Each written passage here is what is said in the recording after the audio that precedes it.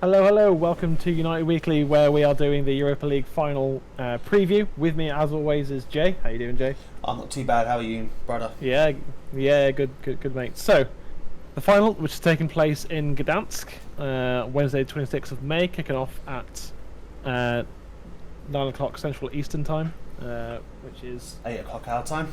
8 o'clock GMT. So yeah, it's like I said, it's being played in Gdansk, and the stadium was originally intended as the host for the 2020 decider, but it ended up being stayed in Germany, so they brought it back. Only fair. Only fair, yeah. And the stadium will be 25% full. And the referee for the final is Clement Turpin, 38-year-old from France. Who was also part of the official team for the Euros this summer. So yes, there'll be VAR, and Villarreal are kind of the home team. Their class is their home team. Yeah. For the final. So first of all, let's go through the teams. Yeah. So, do you want to start with United, and I'll do Villarreal? Yeah, sounds good because I really don't have much clue about Villarreal other than the odd player here and there. But with United, looking highly likely, Maguire's not going to make it. Yeah. I mean, he's going to have a late fitness test, so hopefully he might be okay. But I don't want us to play a final with a player that's not 100% fit. Absolutely. So if he can train at intensity on Tuesday and or Monday, Tuesday, then fair enough. But if he can't, say take him along, maybe have him on the bench just so he's there as moral support, but don't start him. Yeah. For me, this is a really difficult one. I'll see what my predicted lineup is. Yeah. I think you have to go David De Gea. I think so. Yeah. The back four I think is going to be Shaw on the left, Wan-Bissaka on the right, with Lindelof and Bailly in the centre. I do believe we're going to play McFred. With depending, although depending on fitness. depending on fitness, but he was in the news today talking about the game at Wolves today, so I'm thinking he's probably going to be okay. Bruno, obviously, in his cam role. And I actually do think we'll play Pogba, Cavani and Greenwood. I agree. With Rashford on the bench to come on to give that little bit of explosiveness, because at the end of the day, I think that Pogba on the left has worked better in the last month or so than Rashford. Rashford's had a dip in form. And I think with any... it's the same as my criticism with England squads that get picked. I think you have to pick players on form, not loyalty. Yeah. And at the end of the day, we all want to win. And I think Rashford's the type of player that if he didn't start, would be disappointed. But he knows what's best for the team. If he hasn't been performing, can't blame anyone but himself, really. Yeah. I mean, I wouldn't be surprised to see Rashford start in place of Greenwood, though. I think you could argue for either player. Yeah. Rashford on his overall form of the season, and Greenwood of his form since February. Yeah, because for me, Greenwood's been one of those undroppable players. In fact, he's on fire. He's on fire right now. Yeah. In fact, I'd go as controversial to say is that I'd rather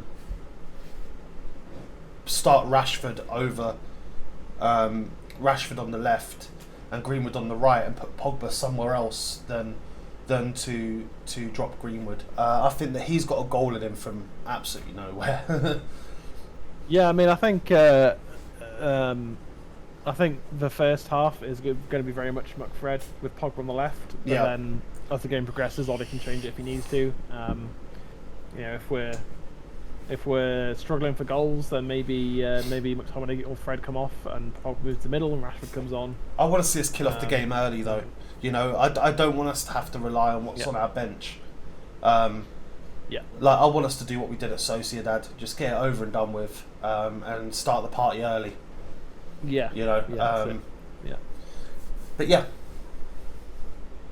And I'll just go through the notables in the Villarreal squad. Obviously, they've got Sergio Asenjo in goal. He's a solid goalkeeper. I think he's proven himself time and again, hasn't he? Yep. And I think they'll probably go with Rulli. He's the back keeper. Yeah. Then they've got the likes of Alberto Moreno, Raul Albiol, Pau Torres, Mario Gaspar, Funes Mori. They've got some solid defenders. Funes Mori, obviously ex-Everton. Ex-Everton player, yeah. Pau Torres, United transfer target. Well, yeah. Allegedly. It'll be an opportunity to see him play, and see what he's made of. Then midfield, they've got Coquelin, obviously former Arsenal player, Etienne Capoue, former Danny Watford. Pereiro, Danny Rabba, Abora, Jogueiros.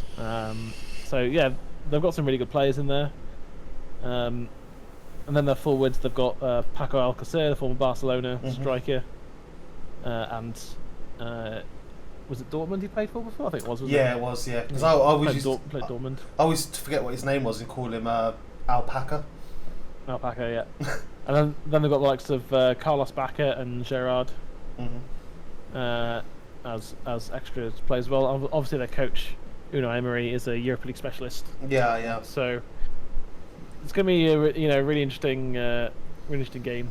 That's for sure. And they held their own against Real Madrid yesterday. But from what I've read, they didn't play well. They just got very lucky to get go ahead, and Real Madrid just didn't turn up. And the minute Real Madrid went up a gear, they just couldn't handle it. So I'm just hoping that we've looked at that and said, okay, let's not start in reverse. let's actually start and build up the gears quicker, because we've got this season, and I'm sure we'll talk about it in our end of season review that's coming next week.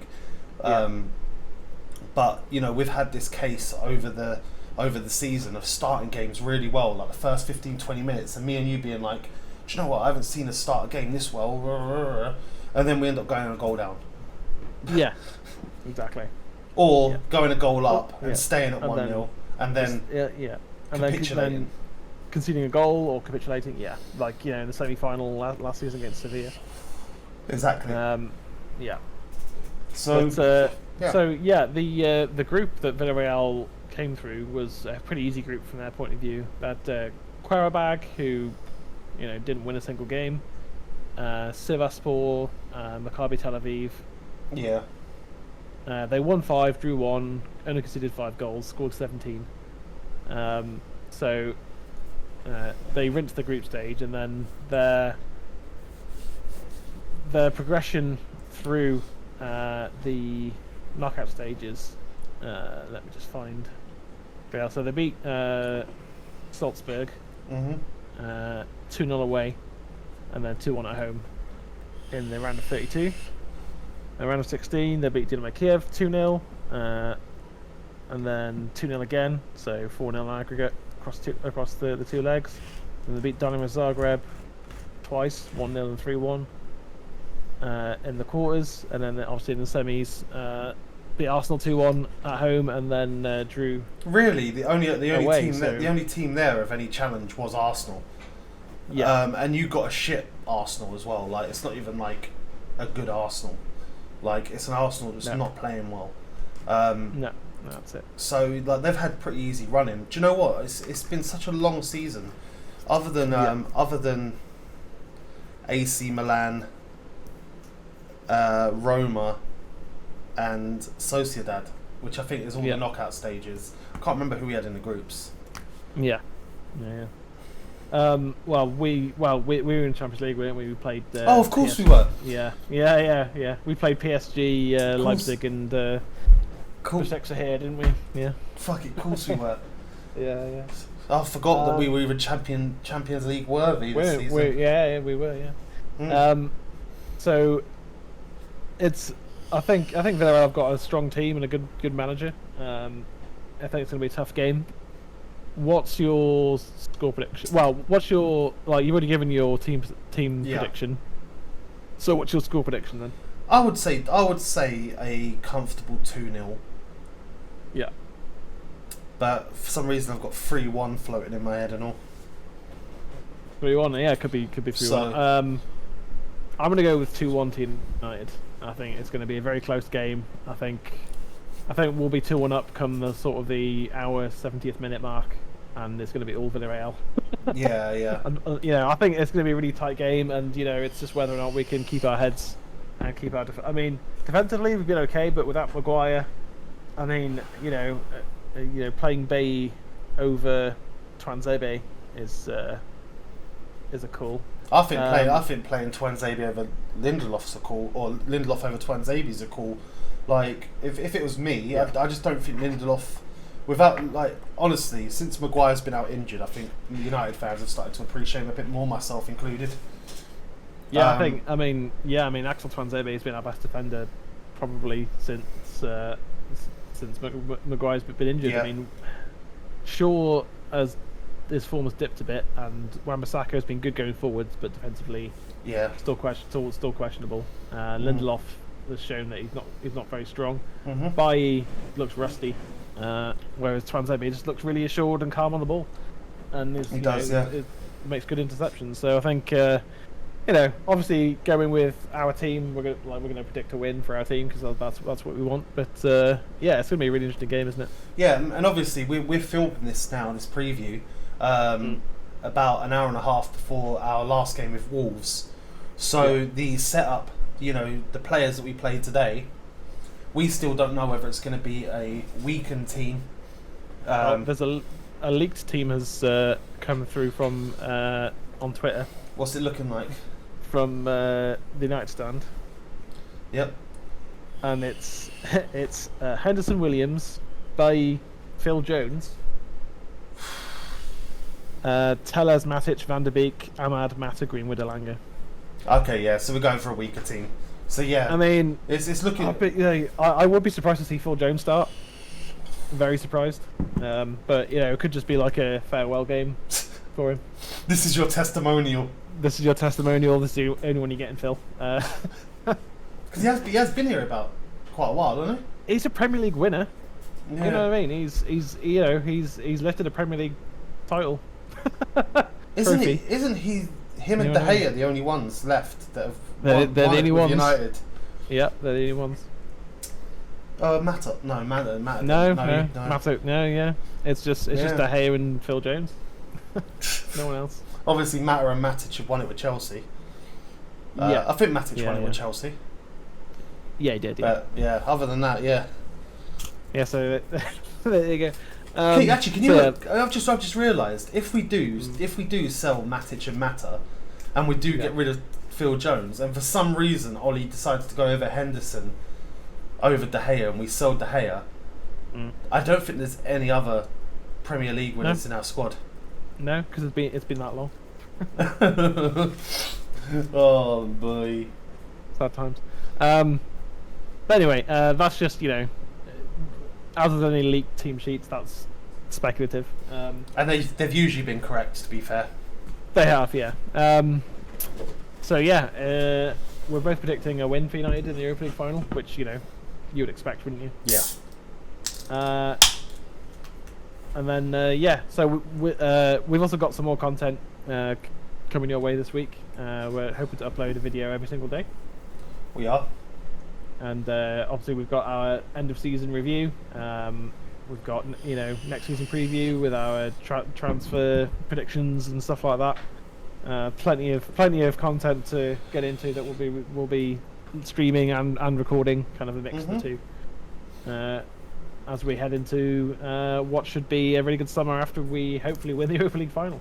Yeah, we're gonna try and be bringing daily content from here on out, even if it's just a 15-minute news roundup, or a preview, or anything like that.